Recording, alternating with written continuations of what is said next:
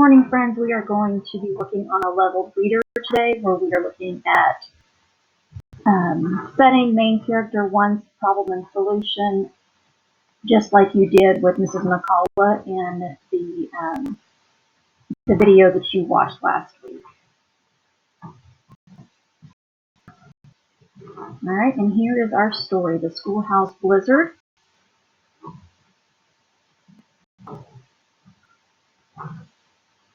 Here we have Chapter 1, Without Warning, Chapter 2, Fire and Ice, Chapter 3, Stories and Letters, Chapter 4, Snowed In. And it's talking about how weather can affect us, and it's a historical fiction book.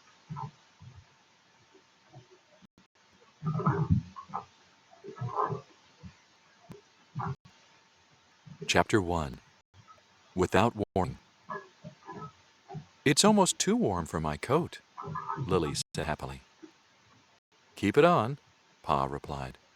"There's no shelter on the wide open prairie, and the conditions can change at the drop of a hat."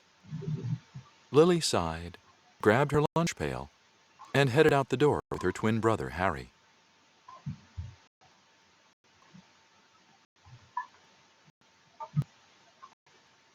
As she walked the mile to school, Lily wished she were back in New York City. People there didn't worry so much about the weather forecast. In Nebraska, you worried about tornadoes, storms, and worst of all, blizzards. Lily hated blizzards. She was frightened of the howling wind that threatened to tear apart their small wooden home.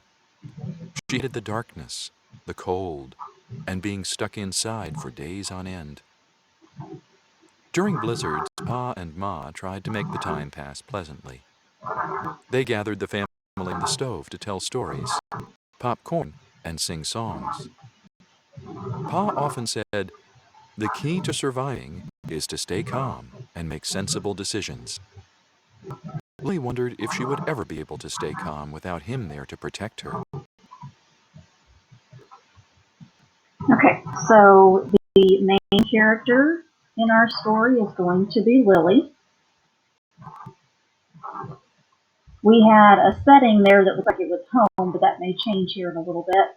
And we don't really know what she wants yet at the moment, so we're going to read just a little bit further.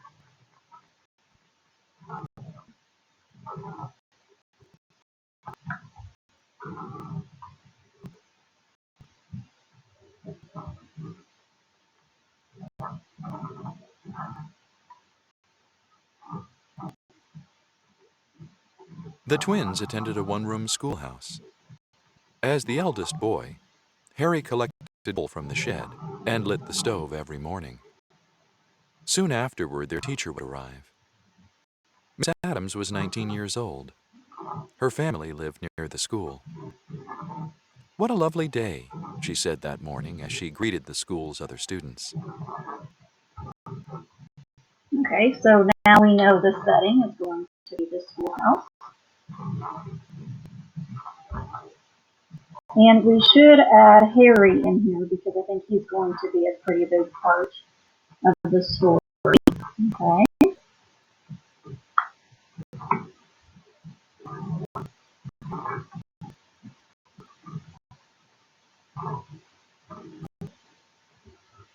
The day started as any other. Some students wrote on their slates and studied their books, while others recited aloud what they'd learned. Then, at about 11 o'clock, the wind blew up. After an hour, the room was getting very dark.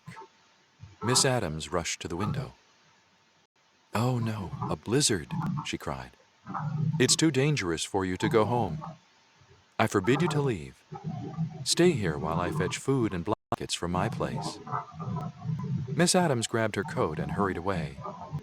Before she could return, however, the blizzard was upon them with a great roaring sound. Okay, and here it says forbid. Forbid just means that she tells them they can't do that. Okay, now we know Lily is afraid of her what she wants, so she's afraid of blizzards. And that is what is happening right now.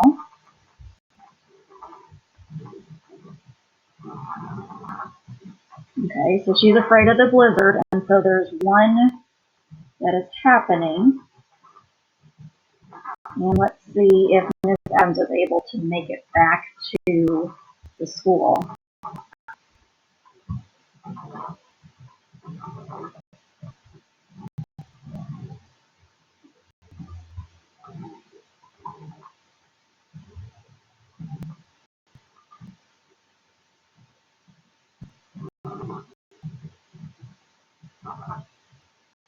Chapter 2. Fire and Ice.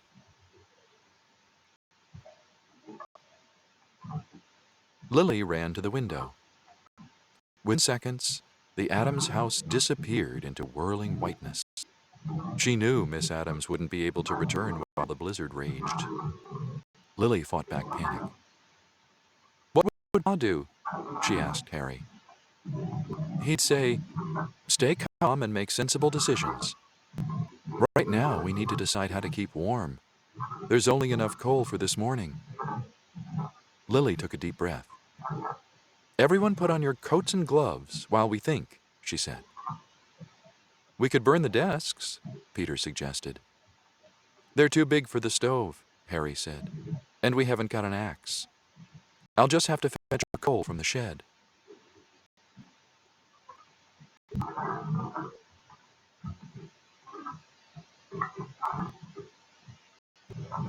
Okay, so the problem with getting bigger is the blizzard, and Miss Adams is not able to come back.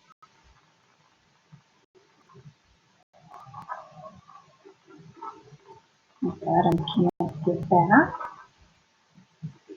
Okay, and Harry just said that they didn't have enough coal for the day.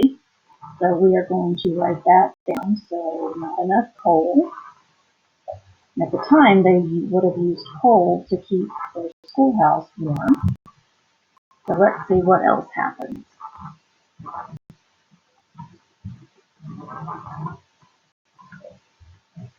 Lily knew that in a blizzard, a person couldn't see their hand in front of their face.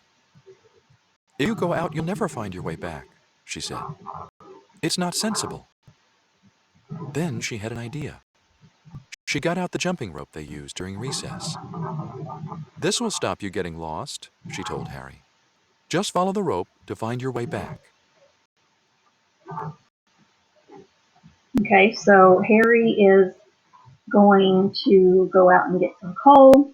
And she's going to tie a rope to him.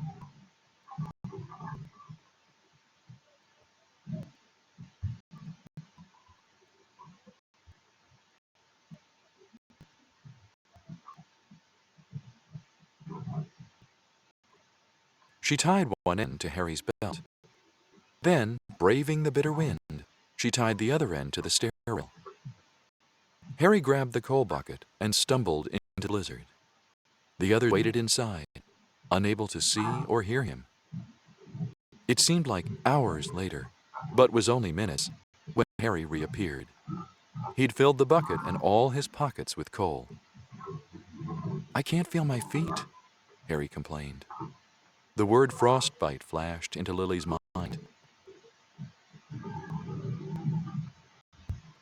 She pulled Harry inside. Then she filled her lunch pail with snow and warmed it on the stove. Harry howled in pain as his feet thawed in the warm water, but their color soon returned.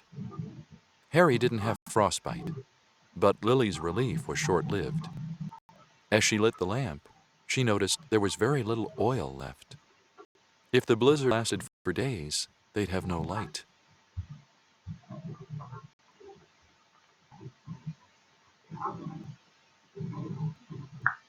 Okay, and now they have very little oil for the light.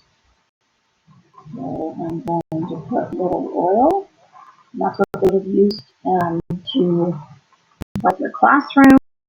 What else happened?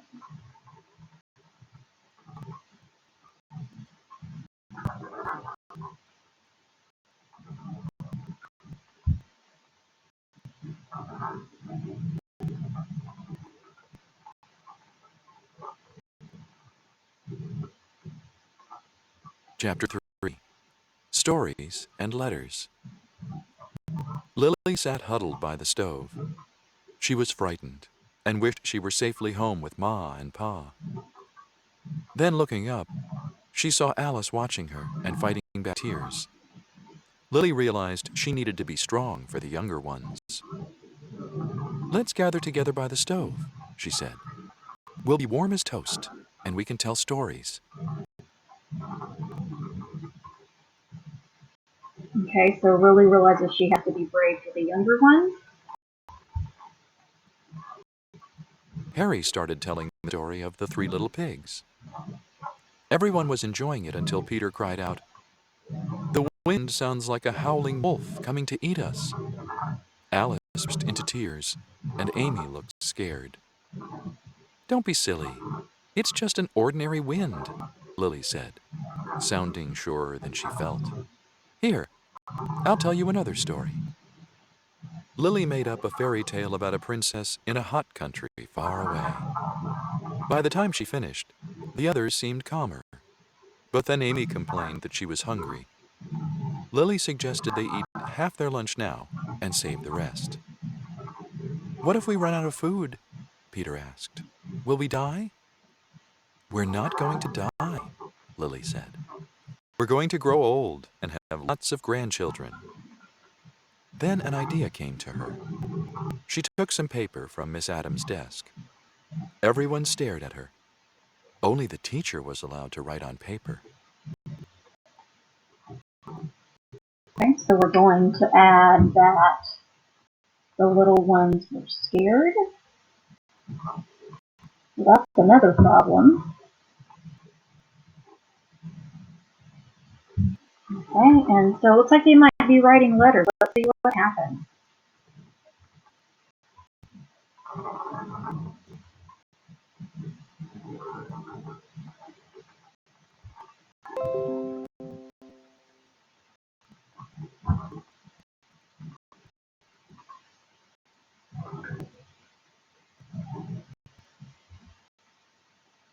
"Today is special," Lily said.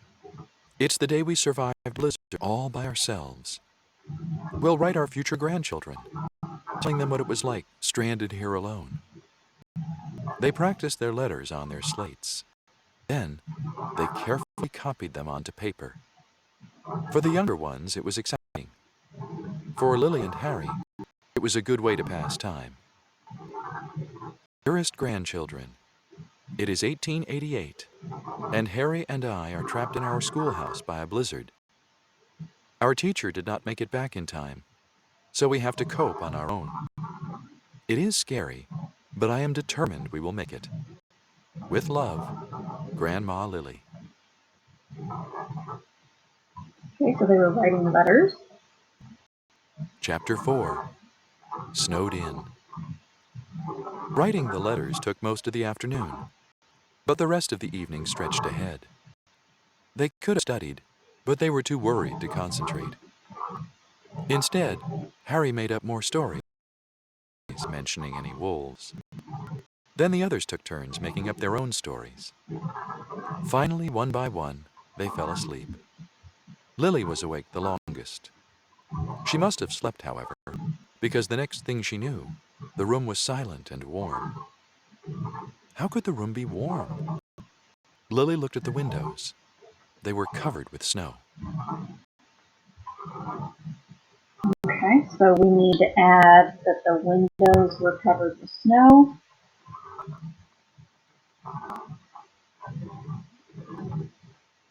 So there seem to be lots of problems adding up for this group. Let's see how it ends.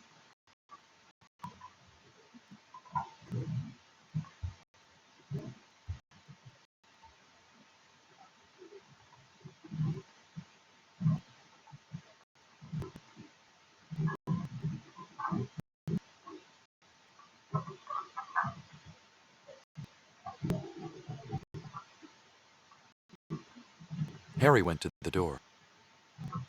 "I can't open it," Harry called. "There's too much snow." The snow was keeping out the wind, which warmed the room, but it also kept them trapped. The children were snowed in. Just then, they heard a scraping noise. It got louder and louder. Then the door burst open, and Pa and Mr. Adams came in. Lily ran to her father. "Here you are, safe and sound," Pa said. "Miss Adams was worried, but I told her Lily and Harry would have done the right thing." Lily was astonished. Then she realized she had done the right thing. She'd been able to keep calm and make sensible decisions after all. And sensible decisions would be just ones that make sense and that would be realistic in that situation. Okay, so let's go back and finish our storyboard. Okay, now Lily doesn't really have a guide in this one, but we do have a solution because Lily is able to keep calm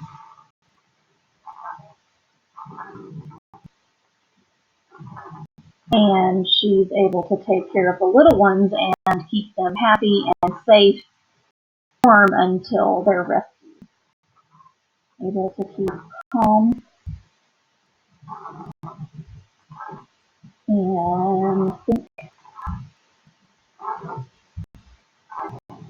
things through